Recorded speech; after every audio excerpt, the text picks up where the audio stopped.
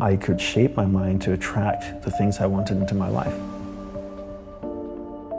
He showed me that nothing is impossible, that you can attain it if you really want. If you want to attract something in your life, you need to understand what that frequency is that you want, and then change the energy in your body to match that frequency. And when you do, you attract that.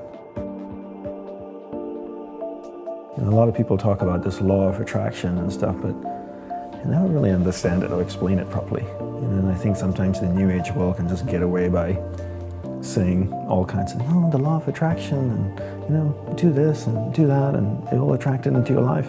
But there's no practical steps or actually understanding the science of how these things work. But once you really understand it and then put the hard work into it, these amazing tools have been around for millenniums. Monks have been using it for thousands of years. And you do affirmations a bit different. You kind of have 3 things that you do that makes them special. Concise choice of positive words, clear visualization, and feeling. And feeling being the most important component, because feeling is emotion, and emotion is energy, and energy is magnetic. Tesla had the saying, if you want to find the secrets of the universe, think in terms of energy, frequency, and vibration. Everything is made up of energy, and that energy is vibrating at a certain frequency. And your job is to match the frequency of what you want. Because that's harmony, right? If your team here can match your frequency, then you're all in alignment and on the same page. And then you work together.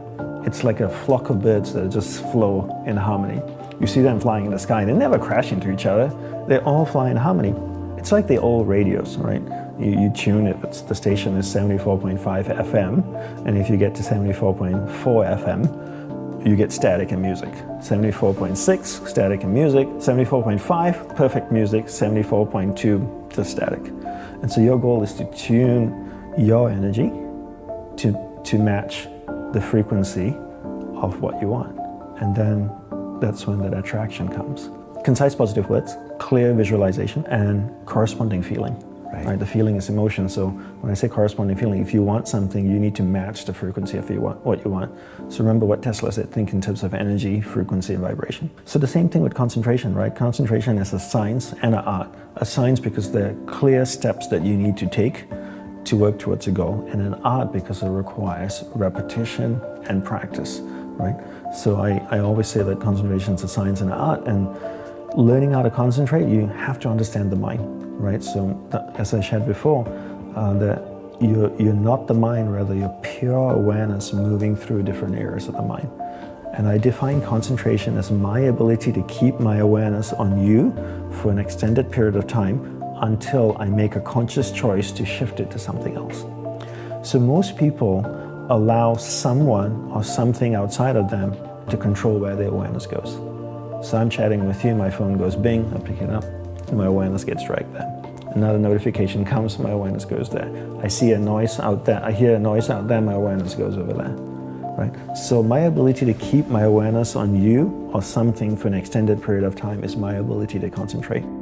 Your whole day needs to be filled with rituals, and you need to look at your life the same way an Olympian might look at his or her life, where the whole day is filled with rituals. And in the monastery, we meditated as a group for 1 hour a day. That's all we meditated. People always think that monks meditate all day and they're slowly sweeping the sidewalks. But we don't. Meditate 1 hour a day. What are we doing the rest of the day? Gurudeva taught us to practice concentration. Not to practice mindfulness, practice concentration. So if you're speaking with another monk, you give that person your undivided attention. That's what we practice all day. And I think people take a different approach right now. They think, if I meditate for 10 minutes in the morning, I'm good, I'm zen. And the rest of the day I can just do whatever I want to do. And the rest of the day is constant multitasking. So I'm doing many things at once in a poor way. So what do you become good at? You become good at whatever it is you practice. Because practice doesn't have the ability to discriminate between what's a positive practice and what's a negative practice. So if you practice something negative all the time, you become really good at it.